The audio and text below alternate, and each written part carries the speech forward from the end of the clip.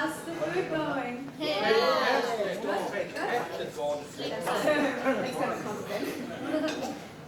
We'll just get straight into it, and I will call Pastor Stephen Sadik to tell us more about election of board of directors.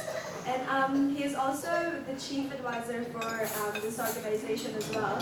He's also a qualified social worker and has studied theology.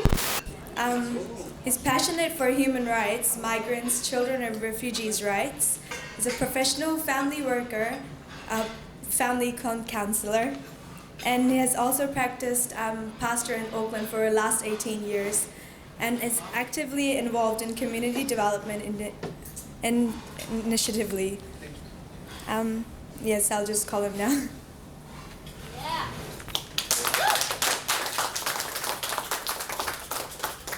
Kia ora, Salam, Sat Sri Akal, and good afternoon, everyone.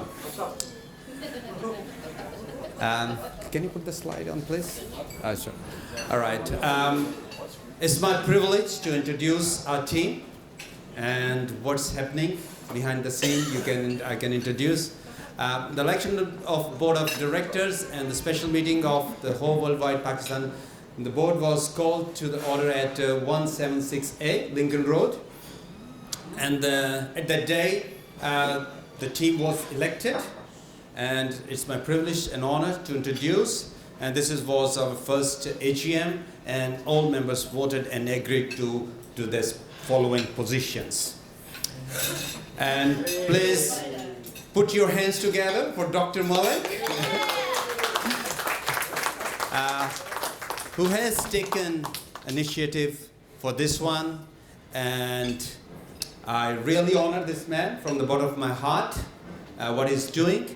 Dr. Malik Puram is a director, one of our directors, qualified social workers, philanthropist, studies homeopathic medicine in Pakistan, certificate in human rights and refugee rights, Amnesty International, member of drug and alcoholic practitioner of Aotearoa, New Zealand, Mental Health Association of Australia and New Zealand, attended numerous national and international trainings, conferences in the field of human rights and social services.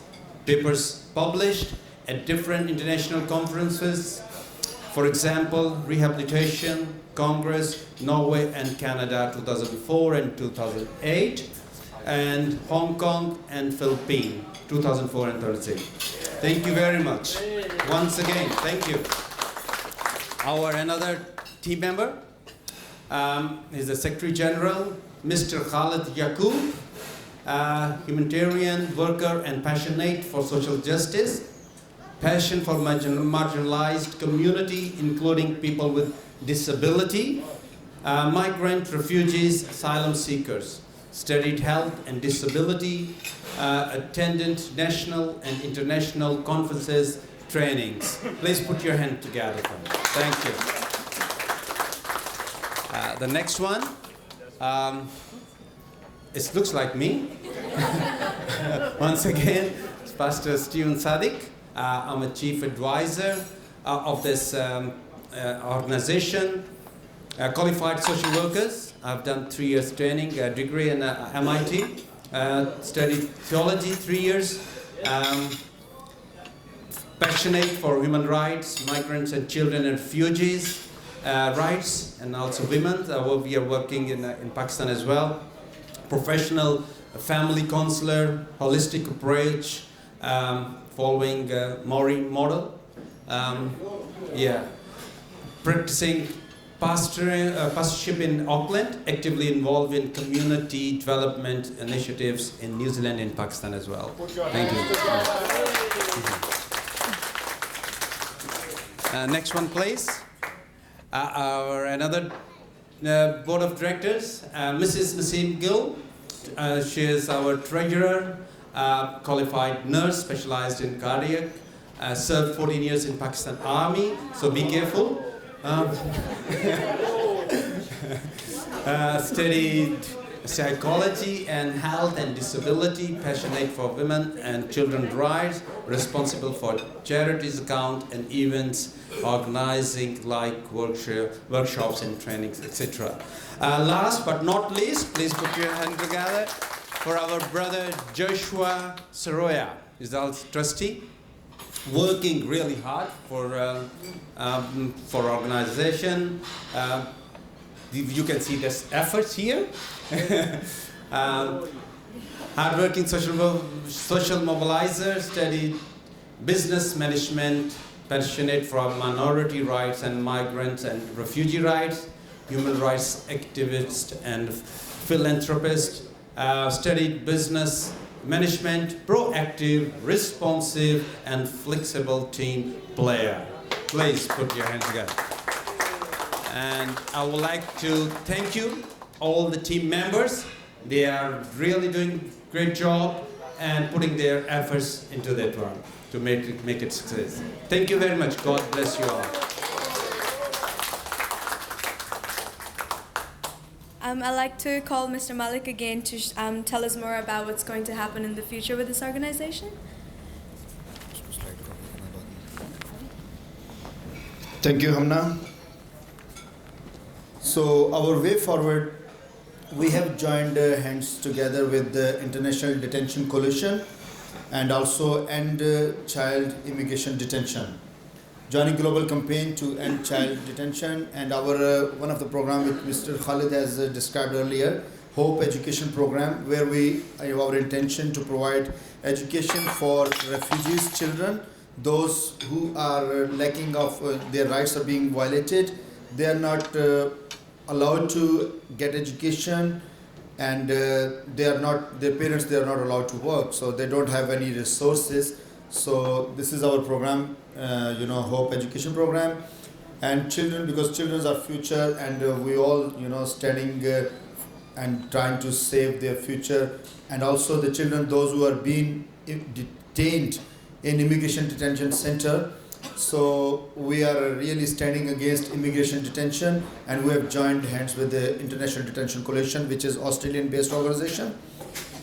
Because detention, the children's are not for detention. So children's, they can short-term and long-term psychological and physical damage to their health.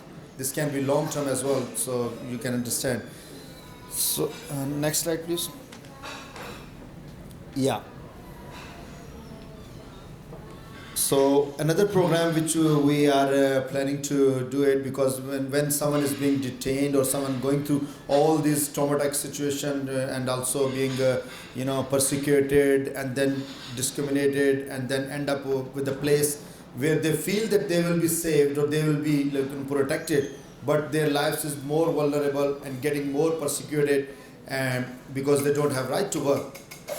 They flee from Pakistan to go to Thailand, so they may feel that they will be safe, but they didn't know that their rights are being more violated, and they are not allowed to work, they are not allowed to get medical health care, their children are not allowed to get education. So people can get traumatized, and because they already gone to someone being threatened to kill, someone being persecuted, someone being falsely accused.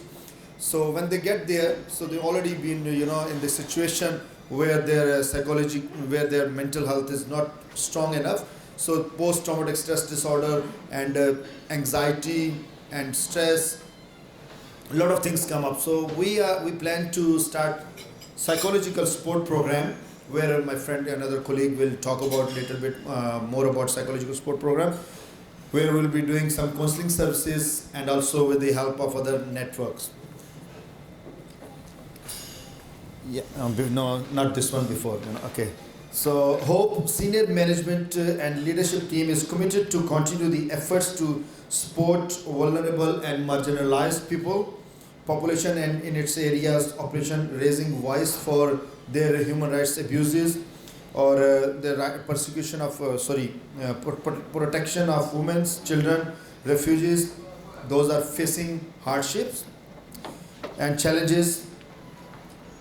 And Hope would continue its ongoing programs as well as seeking support in channelizing with new opportunities and venues, and with more partners and more like more organizations. So we'll be going there, and we're also opening up more network so we can work more better, more effectively for marginalized and vulnerable community. So now I will pass it on to him. Thank you very much. Now we have a video put together by Mr. and Mrs. Wildenhurst. He's doing the whole technical and things. They just recently went to Bangkok, and they talked to the stranded families over there, and they have just put together a video clip from them. They hugely supported them mentally and emotionally there as well, and you'll just see them in the video clip.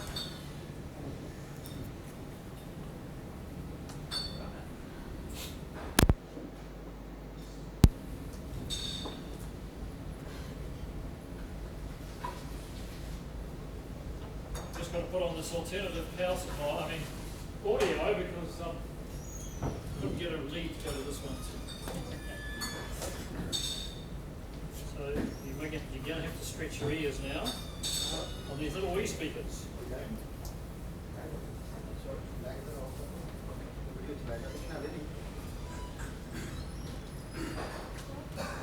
See how it goes, eh?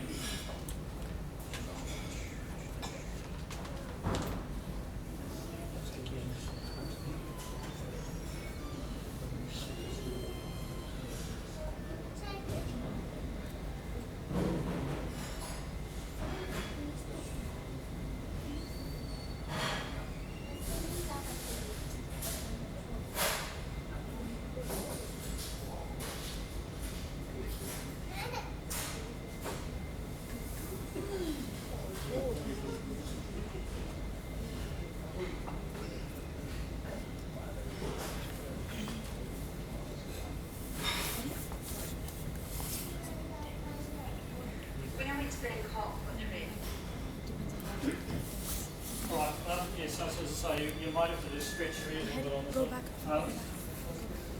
So about 3 or 4 weeks ago, myself and my wife, because she's can't be here today, she's just giving her testimony by video.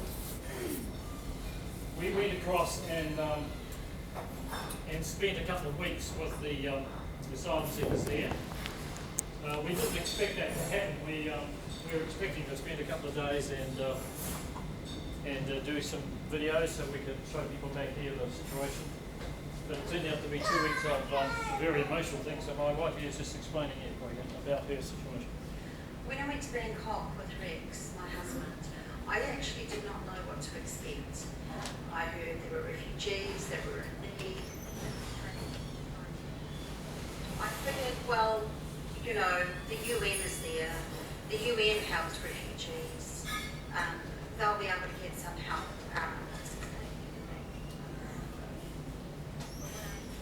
Met them, and I spoke to them, and I saw the conditions that they were living in. I felt my heart melt towards their situation. I had not really given much thought about these people so far away that were struggling. I always left it in the hands of organisations, big groups of people that can feed so many. But I just went to our families, and I personally got to know them. I saw where they lived. I saw what little they had. They did have faith in God. Nobody else in that country of Thailand was really willing to stand by them and help them get out of there. Not even the UN. The UN Refugee Centre either rejected them or gave them a card which was next to useless in that country. It is only by the mercy of the police and their faith in God that would actually help them survive. I couldn't walk away and I couldn't leave without committing myself to helping them. So I'm back here in New Zealand, and through the amazing technology of the internet, I'm still in contact with them. I want to try and do more for these families. They only need so little for them to be able to survive. $40 of my wages can actually buy them so much and help them so much over there. It's my Christian duty, as it is with all Christians, to look after their brothers and sisters persecuted in other countries and needing help. It is our responsibility to do something about it. If you do have a faith in God, if you want to follow him and love him and do his work, look after his people. Feed them. Jesus said, feed his sheep. And these sheep need you. They need your help. They need your commitment to get them out of there or to help them survive. Either way, the choice is yours. But do not walk away. Do not walk away and think it's someone else's problem. It's your problem. It's your time to help. And I really urge you to do so. 12 families, just 12, need your commitment. I'm committed. You can directly help. And that's what we need to do. All of us together. That clock changed my life. Not the culture, not the people of Thailand, but 12 families who were persecuted in their own country. 12 families had a life, they had jobs, that were growing their children in their beloved country. They were chased out, they were threatened with murder. No one should be driven out of their country, nobody. They should be able to worship freely. And they chose to worship God. They chose to worship Jesus Christ. We have to help them. We have to support them. We have to encourage them. So yes, so Lynn, my wife, got very emotional when she was there. She saw the mothers who just couldn't afford to buy shoes for their children and couldn't afford milk for their babies and all that sort of stuff. And so she was very emotionally involved by it all, and she was able to help. And she was able to help some of the ladies. There was a particular wife there who needed to go to the hospital for some quite serious women's issues, and she was able to give her support and go out and do that at the hospital. We were able to take a few of them out to places that they don't normally go to, which was quite an interesting time. But because the prime purpose was to make a video so that we can, so that Hope can show it around different places so that people can hear the people themselves asking for help. And so we'll have a look at that one in a minute.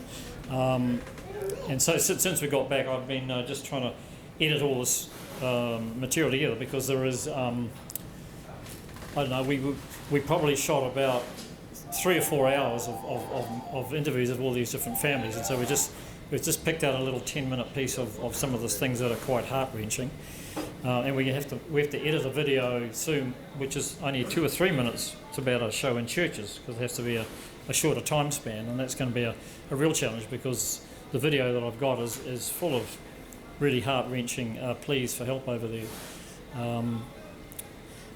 I have joined a whole lot of them, the people there on my Facebook page, so I can send encouragement.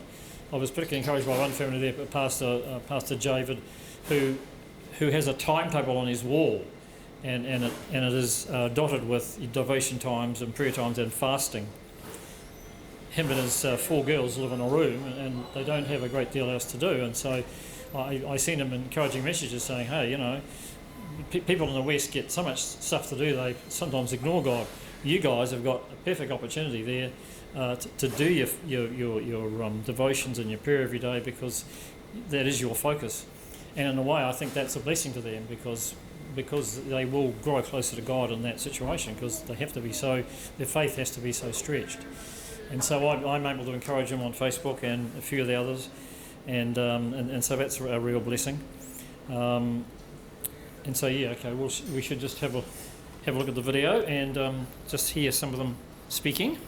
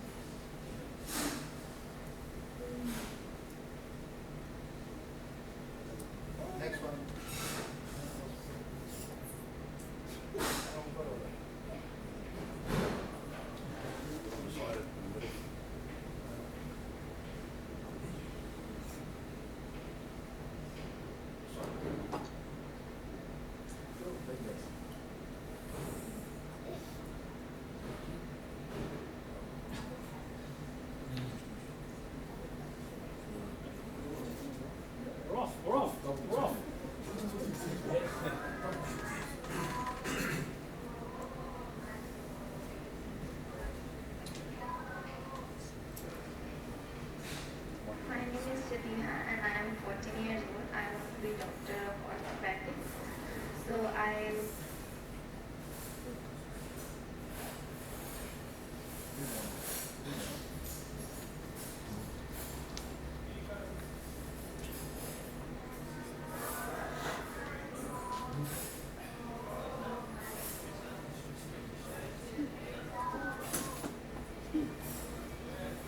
My name is Jalina and I am 14 years old. I want to be doctor of orthopedics. So I love science also in that because we have to learn about science if we want to be doctor. What's it like not being able to play? Do you get to go outside much and do things? But it's there. Yeah, but I like to do craft things. Yeah, to do at home. To make me busy. You're living in one room with very little hours. What are some of the things that you'd really like to do? To fly like a bird. Seriously. Really like, I see people outside who are walking and with a bicycle. I do have God gives us a freedom to live and breathe. It's not that having everything you are having. It's not that. Having a little and having freedom, that's what life is all. I want to freedom in my life, and I go to next step 20. I want to give to my son to go track. He go to school and he learn everything. I want to visit this country and I want to go somewhere country and I want to go good and make friends. what is it like being here, in Thailand? So, what is so different about it? What is it that you don't like?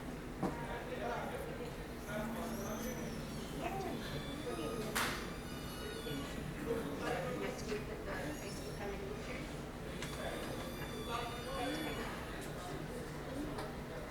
It's always scary for you to be here.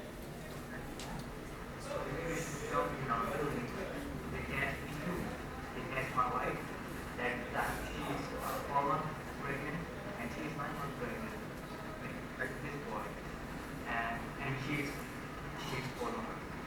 So she went to jail as well. Yes, she went to jail. She was staying in jail.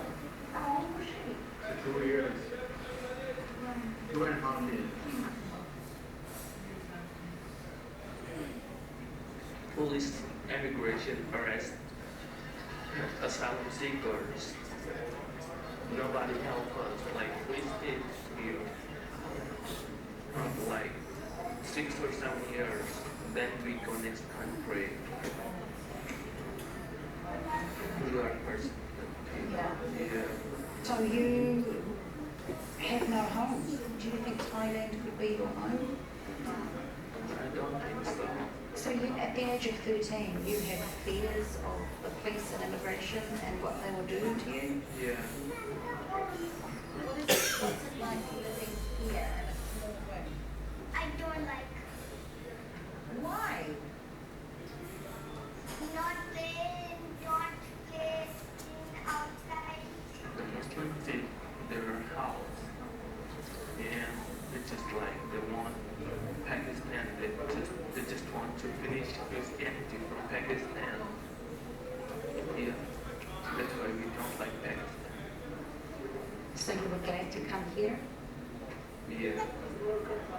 Yeah. What did you have to leave behind in Pakistan? We left house and everything we had. So, did you have good friends back in Pakistan that you had to live with? You was why? Because Muslim children, they don't like Christian children. Yeah.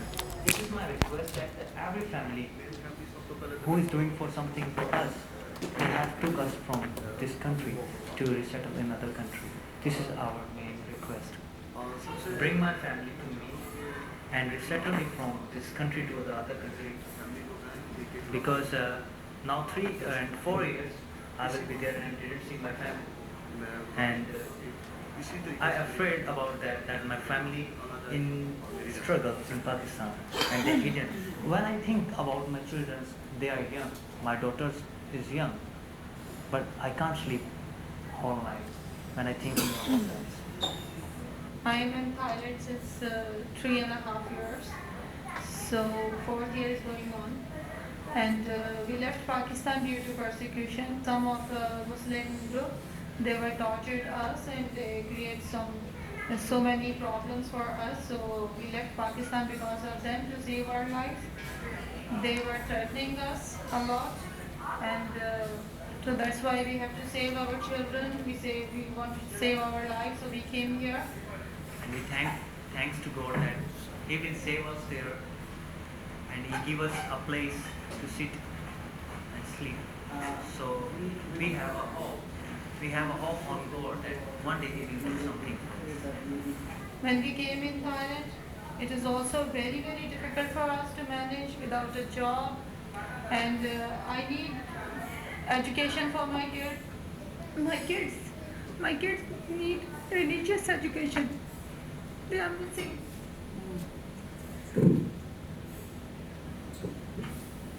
But every Sunday, I don't have money to go. How can I ask everyone to give me 100 baht or 200? I want to go to church. We are missing our church every week. I want to go. Really, I want to go. What message do you want to send to the wider Christian church? They should at least they should have a pain for their own people. We are Christians. We are one body of Christ. They should have some concern. We families are suffering here. A lot we are suffering. We left everything. We were living happily in our country, but we were persecuted by these people because they have their own rules. They don't bother government even. Government is also Muslim. They don't listen to us. For my feeling, I think today I am dead. I don't have anything because my baby has no future. I'm not see the way. Are you understand? Yeah. But I survived. Maybe one day, I hope one day I live proper life as normal people. Who are watching us, our request that we all Christian community are persecuted in Pakistan and also we are persecuted in Thailand too. So please help us all to take us from this country, to give us a freedom. Please help us. Pakistan will be persecuted और हम लोग Thailand में भी persecuted है. And kids from UNHCR. हमारे लिए कुछ करें. But I really want to go church. I want my kids to go. Because it's a blessing for us. And God said everyone you together and worship. Every Sunday I feel so bad. I cannot save money because I have so many needs at home. Whenever I save little money, so many needs come to me. So I have to fulfill that needs. We don't want a lot, but at least little help. Churches can help. Little they can help us so we can easily eat. We have a lot of tensions. Every time in one room, sometimes they become so irritable. Mommy, we are tired now. Mommy, we want to go out. But we cannot send them. Because sometimes some police people, they are roaming here and when they see different culture people, they come after. Here I need a room rent. And I need my tenant.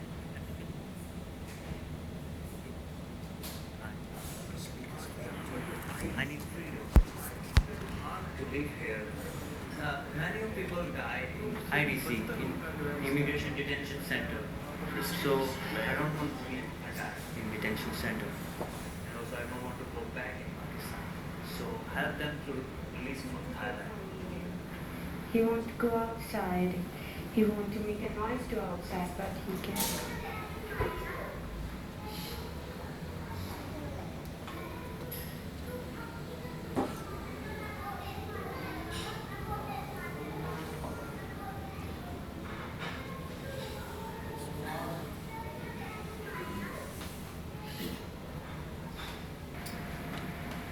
say again. Say as well. Chocolate. Chocolate. When something is going too bad, I think something is good now on the way, and it's will for me.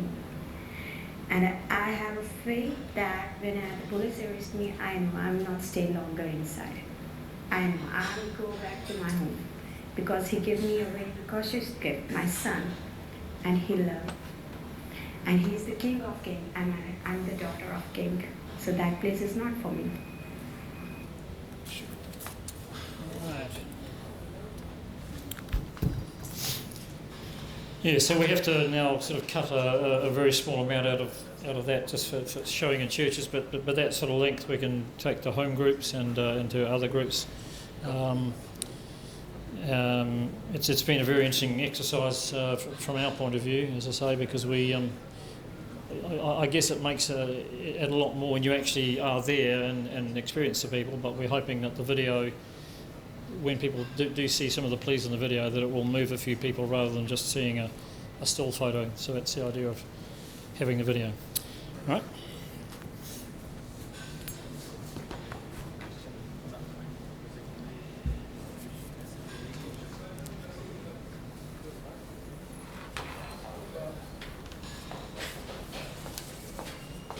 Now I'll have Phil Walker tell us more about psychosocial support program.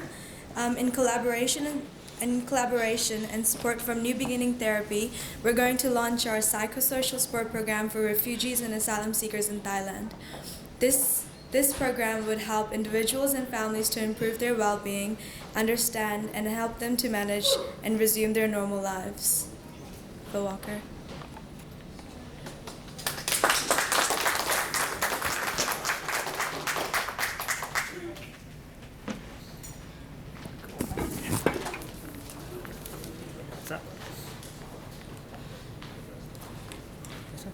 Okay, kia ora everyone. Yeah, I found that very powerful just watching those images there, so it's clear these people really need our support. Okay, so my name's Phil Walker, as you know from the introduction. I'm a counsellor and therapist in Auckland. I qualified in the UK, and now I'm a member of the New Zealand Counselling Board. I work with Malek at Mason Clinic, and it was him who approached me and asked me if I wanted to join this programme. I've been really keen for a while just to kind of try to branch out to try and support charities and just I guess widen things to try and have a bigger impact using my skills. So I'm really excited about this, and I really hope we can set up something to work to help these people.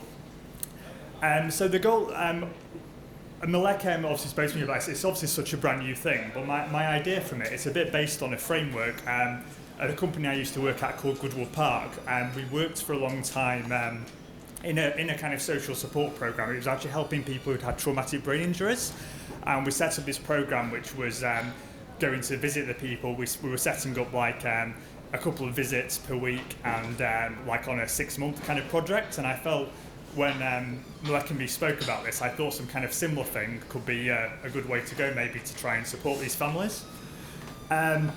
So I just put the overall goal of the programme, just to give support and guidance and a sense of reasonable hope to the refugees looking to settle. Reasonable hope's a big word we use in counselling a lot, and that's just like being able to give people this sense of hope that they, wherever they're at, they can somehow move to the next step. And I think that's what we'll find a lot of these families or individuals will really be lacking. So we just giving them to support so they feel they can just keep on this one, so they can somehow move forward. That's okay. Okay, so how we thought we'll go. We're going to set up a training program, and then how it will actually work, like the overall process of the project, working with the families. We'll have a meeting with one of the volunteers. Many of these volunteers will be people who have maybe originally been one of the refugees themselves, but have come to be more settled. But we'll be open to any volunteers. But this could be our typical kind of person, because we think they could be, quite good to give more empathy and maybe give the people that extra hope to believe like they can hopefully come through too. So what we do, we'd have just pop back. I'll maybe if I let you know when that's on. That's okay. Yeah, so we'd have an initial meeting with one of the volunteers and maybe one of the assessors. So we'll probably have a couple of trainers employed, maybe the social worker or a counsellor, but maybe at the start it will just be Malek or myself. And we'll just sit down with them and try and make some sort of 6-month kind of plan. So we want within this to make it, as I just put at the bottom now, we use SMART goals.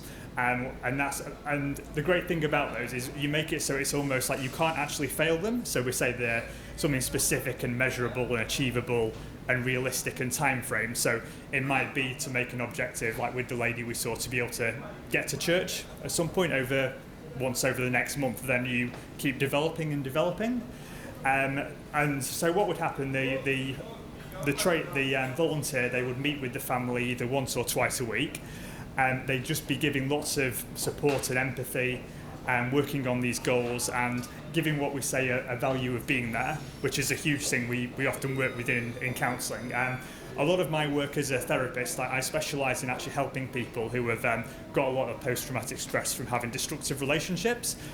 So often when people have felt so kind of distraught, just that having someone with them, just being able to give support and validation, this value of being there is really, really huge. And just to feel like, well, I'm a person, I'm being recognised, and that can be really good to give the kind of the reasonable hope.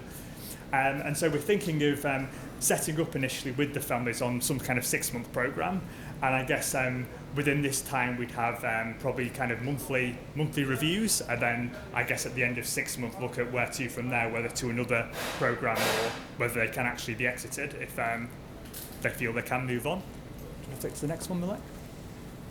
Okay, so in the actual training programme, Malek and me will do, I wanted to make it quite kind of light, really.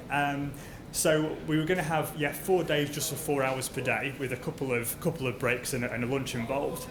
And I think with this, because it's so new, I wanted to make it, as we were saying, counselling very, very person-centred, because it's such a new thing for me, and I feel like I feel hopefully as this all. I would really love this project to really develop to help people in many different countries, but I feel like if we're really just sitting with the volunteers and almost like being able to share a bit of their stories and knowing what to try and, I guess, get from them what actually they'd like to learn and what they feel is really important, like from what they went through. So I was thinking in the first day what we do, we'd have it very settled, maybe Malek and me and everyone could introduce themselves, and then we'd just say what our hopes are from the programme. And then we'd have a few groups, and people could just talk about any of their hopes and fears about going through the training, and we could do some sort of sharing. And then I guess main topics, which we'll cover over the 4 days, would be so boundaries, empathy, post-traumatic stress, and a question sheet. So just to go through each of those a little bit, like boundaries is just a huge thing in counselling. So we just have, I mean, it's always like a little bit blurry, but just learning those like basic things like we do in any kind of support work or counselling. I mean, obviously, any type of meeting clients outside of designated times would be a kind of boundary violation. So we're just looking and just like being aware, obviously, in terms of like touching and just making sure you're really having like, I guess, knowing like their feelings are theirs and the volunteers' feelings are their own. So we'll do like different work and exercises around boundaries and maybe get people to talk about what they feel would be appropriate and not. Empathy is going to be a really, really big one. So I feel because, luckily me feel, because the people will have often been through this same thing, they will have a lot of empathy to what these other people will be going through. So, I mean, empathy, what we'll probably do here is we'll put up a sheet and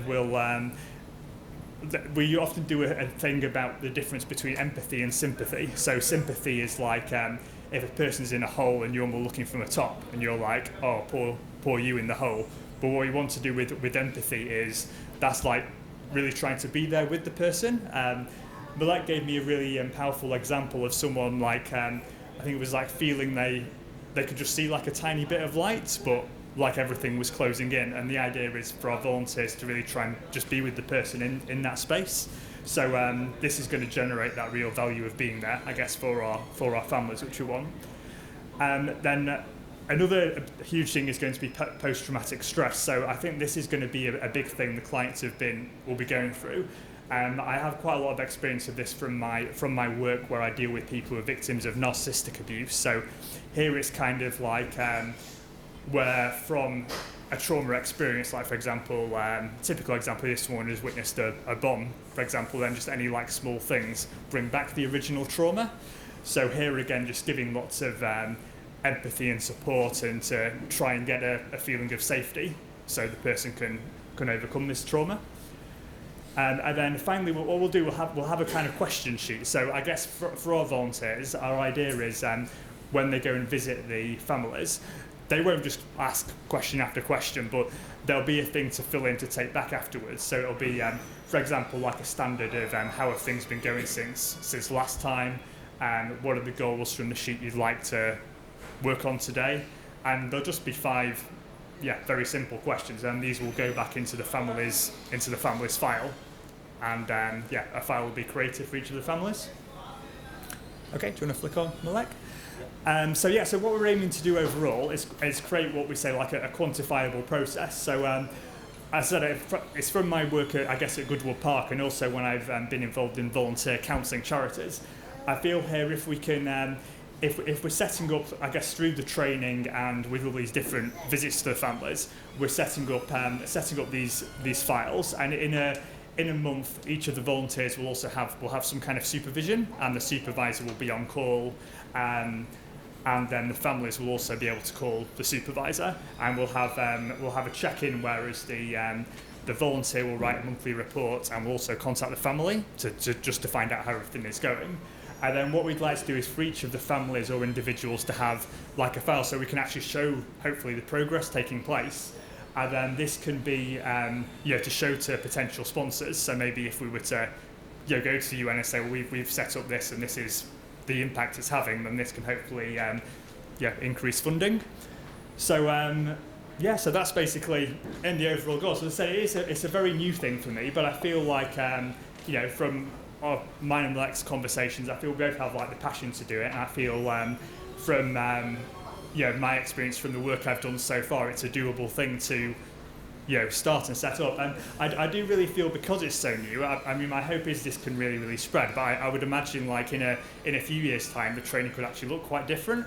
But I feel here we have good ideas together, and I feel as we said, it'd just been very person-centered, getting people together and knowing like everyone is there and really wants to help. I feel we can make this nice start, and hopefully it can be the start of something really new and exciting. So that's all. So thank you everyone.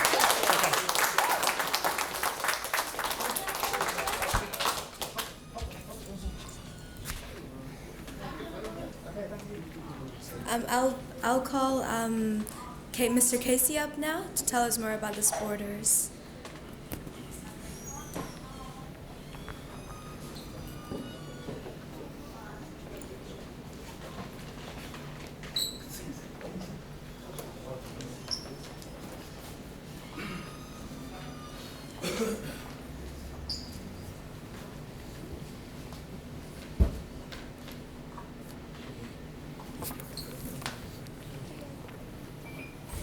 Kia ora whanau.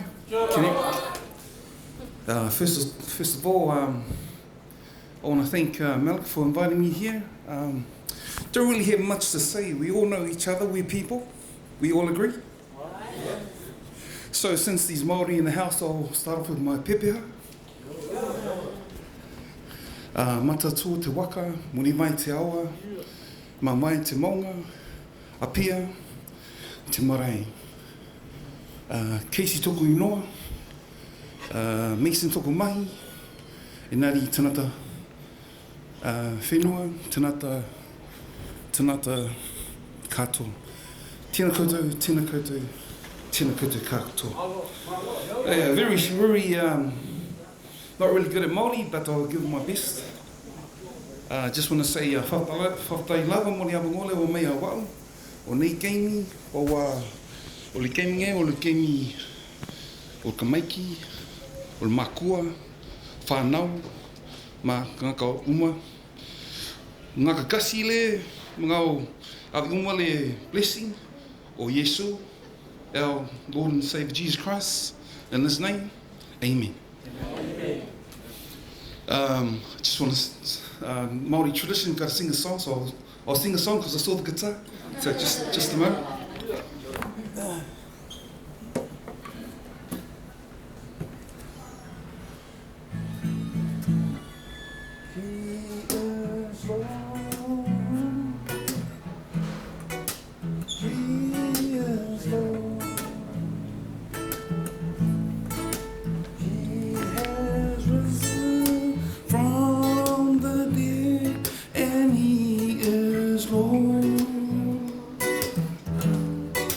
Every knee shall bow, every tongue confess that Jesus Christ is Lord.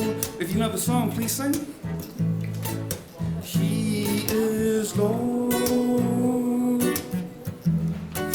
He is Lord. He has risen from the dead, and He is Lord. Every knee shall bow, every tongue confess that Jesus Christ is Lord. Thank you very much, people.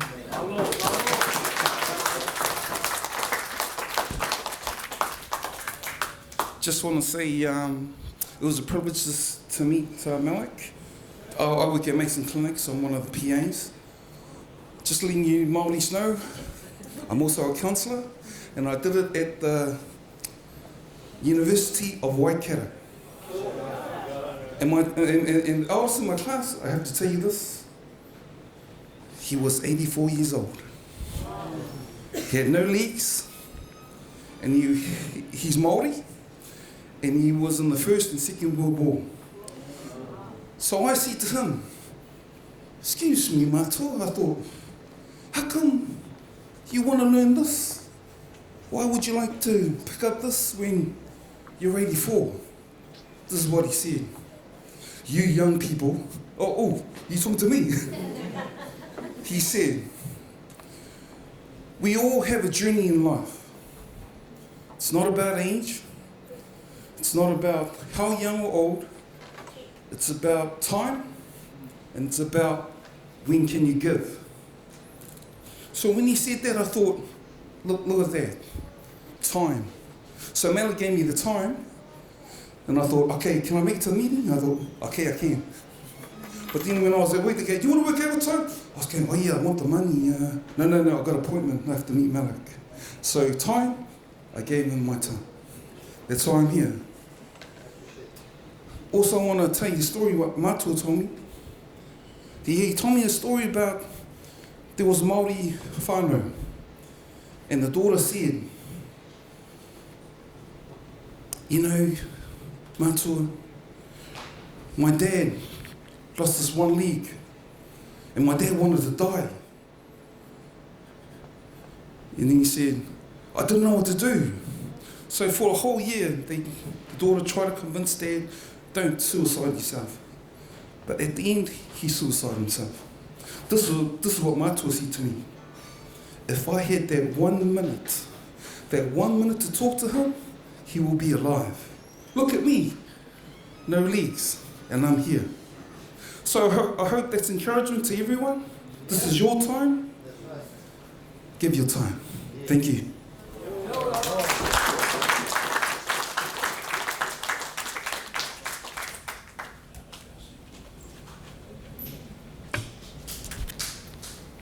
I'll call Joshua Sroya to tell us more about our membership of organization.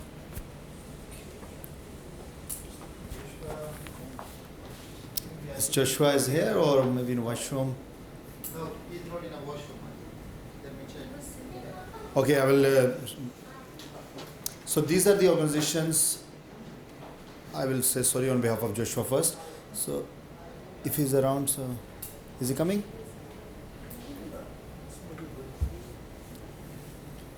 Okay, these are the organizations which have a membership and we are working together.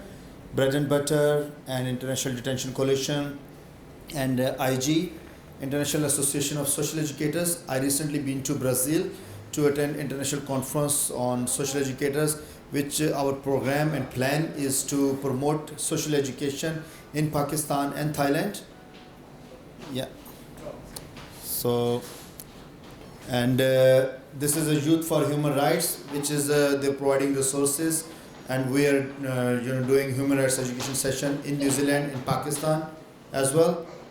And ADRRN, Asian Disaster Reduction and Response Network, which is Asia Pacific network for disaster and reduction, which is like Pakistan is also one of the prone countries for disaster. We used to work in Pakistan when and we also used to work with them, with this organization. So we still have a membership with that one. And if there's anything comes up, like in New Zealand, there are many disasters sometimes. So we are in a position to network with some organizations and in disaster management in New Zealand and in Pakistan. And Bread and Butter, they are providing some bread to us so we can deliver to the families. And we are also joined hand with International Detention Coalition to stand against immigration detention and child detention, something like that. And we are have been a part of global campaign to stop immigration detention. And I would like to pass it on to Mr. Joshua, so he can take the rest of the things about Mr. Yeah. Actually, he was supposed to do this one, but sorry.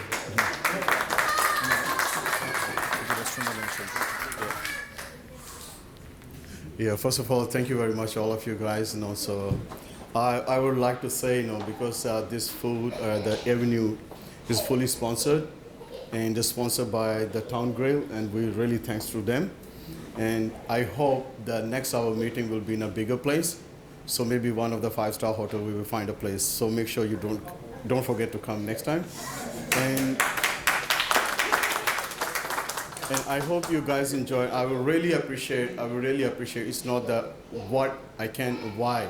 So if we can just simply pray for the people, those in problems, that's much appreciated. And we are doing our best, whatever we can, but we just need a simple encouragement. Just participate and just give us encouragement. Thank you very much, and God bless you. Thank you.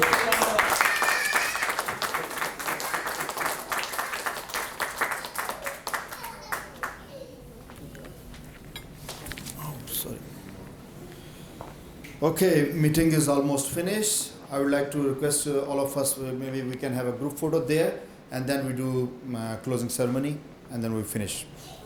Thank you very much.